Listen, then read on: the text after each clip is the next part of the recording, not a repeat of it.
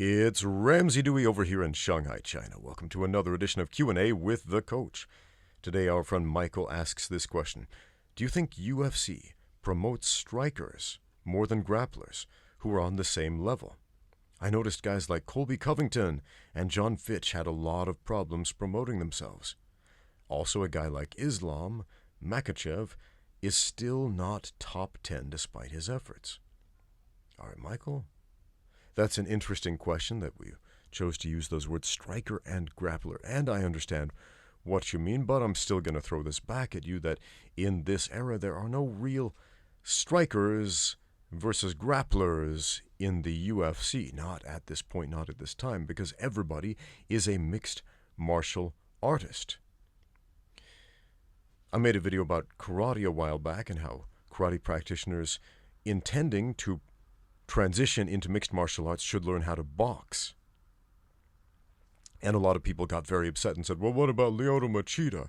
He's a karate guy and he had lots of success in MMA. And I pointed out, well, he's a perfect example of a mixed martial artist. Lyoto Machida cross-trains in everything. He's not just a karate guy.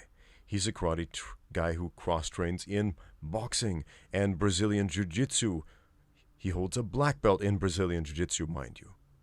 And even sumo wrestling. Yet, Machida is a perfect example of a mixed martial artist. And because of his mixed martial arts, he is able to showcase his karate. Now, as far as the grappler versus striker thing, yeah, I understand what you mean. There are guys who are better at grappling than they are at striking and vice versa. Guys who are really good at showcasing their grappling versus guys who strike. Now, is the UFC going out of their way to promote these guys? I don't know, to be honest, but I will tell you something about the rules of mixed martial arts, specifically the round structure that favors heavily striking over grappling. In spite of what many of the kung fu nerds on the internet have angrily typed to me in the comments sections of many of my videos, claiming that the UFC favors grappling as far as the rules go. No, my friends. The rules favor strikers, and here's why. 5-minute rounds, 3 of them. There's a break in the action in between each round. Why does that favor a striker? Well, in the UFC, if you look at analytics of the techniques, of the statistics, it takes an average of 2 minutes to bring a fight to the ground, if that is what a fighter is aiming for. 2 minutes. That's almost half the round to get a fight to the ground. And statistically, the first takedown does not keep the other guy on the ground, meaning that it's going to take an average of about 2 more minutes to get the guy on the ground again, if that is where the grappler wants to finish the fight. So we're left with what? A minute on the clock to finish on the ground, with a high probability that because everybody at this point of the game is a competent mixed martial artist who knows how to strike and knows how to grapple, there's a high chance they're going to get back up again. Have you ever seen 2 or more get-ups in a single round? Yes, of course you have, if you've watched this modern era of the UFC.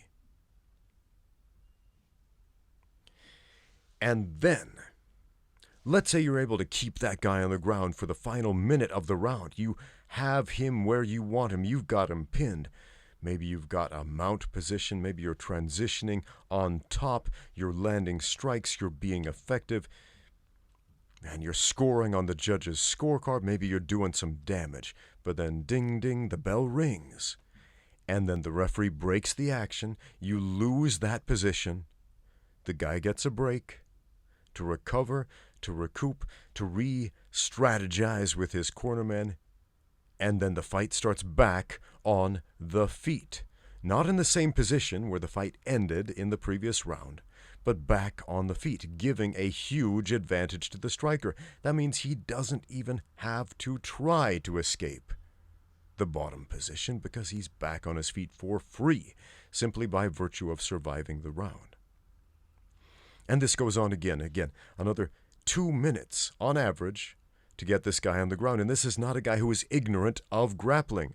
This is most likely a Brazilian jiu-jitsu black belt, a collegiate wrestler, or some guy with a comparable skill set who is stuffing those takedowns, who is doing those get-ups, who is getting back on his feet and eating up that precious time on the grappler's end of the equation while landing significant strikes. And so who's winning those rounds? Probably the striker. So round 2 expires. Let's say the grappler gets those 2 takedowns, did a little bit of damage, controlled from the top, but the bottom guy got back up. The striker gets back up. And the final minute of the round is mostly on the ground, but then he gets that reset again, boom, back up on his feet for free without even trying, simply by surviving. And then the third round comes. That grappler is pretty tired, man. He's been working so hard. He's been working tooth and nail, putting everything and the kitchen sink into it to get this guy on the ground and keep him on the ground. But this dude, he's slippery. The striker is slippery. He doesn't want to stay there. He fights for his life to get back up. And all he has to do now is win over the judges in this third round. Just land some shots. Land shots and stuff takedowns. Land shots and stuff takedowns and get back up. Make sure he doesn't take too much damage when it goes to the ground, if that is to happen. And then what happens? Ding, ding, the third bell rings. The judges turn in their decisions, and in this corner it's a unanimous decision for the striker. The striker, I put that in quotes. I put that in quotes because in order to keep a fight on your feet, in order to get back up, you have to be a competent grappler. Man, remember Chuck Liddell. Chuck Liddell, the man largely responsible for making the UFC interesting. Like really interesting for the casual fan. Because before that, what did the casual fan see? They saw 2 guys hugging each other on the ground, holding each other on the ground, and not a lot of action. But then Chuck Liddell came around, and this American kickboxer came out and started knocking fools out right and left. And suddenly the casual fan turned around and said, hey, this is exciting. I like this. This guy's cool. But what the casual fans did not know was that Chuck Liddell was also a collegiate wrestler. And that's kind of shocking for people who didn't know to learn, because they never really saw Chuck wrestle. Or did they? Because the casual fan doesn't really understand what wrestling is. They have a very limited scope about what wrestling is. They think wrestling is just taking a guy down and pinning him. There's a great deal more than that. Wrestling is the art of position. Wrestling is stopping the other guy from taking you down. Chuck Liddell didn't get taken down very often, and the reason for that was because he was a competent wrestler. He was a mixed martial artist, not just a kickboxer. If you're just a kickboxer, you're just gonna die in round number 1 pretty quick. So the rules, the round structure heavily favors strikers in the UFC. If you wanted to favor the grappler, here's what you would do. You would change the round format, get rid of the rounds. Instead of having 3 5-minute rounds, just have 1 15-minute round with no breaks. And then what happens? Here's what happens. Well, that grappler gets that first takedown. It eats up 2 minutes on the clock. We've got what? 13 minutes left? Okay, the striker manages to get back up without too much wear and tear on him. He's eaten a few strikes on the ground. He's delivered a few strikes. But the wrestler bites down on his mouth guard. He does it again, takes that striker down, and now he's got him down. He's done some damage. He's managed to secure position. And now instead of having 1 minute on the clock, what does he have? He has 11 minutes on the clock left to work on the ground. And if you got 11 minutes to work on the ground and your top control is solid, you are stabilized, guess what? You're probably going to win that fight.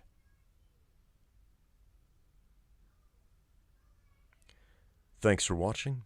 Now get out there and train.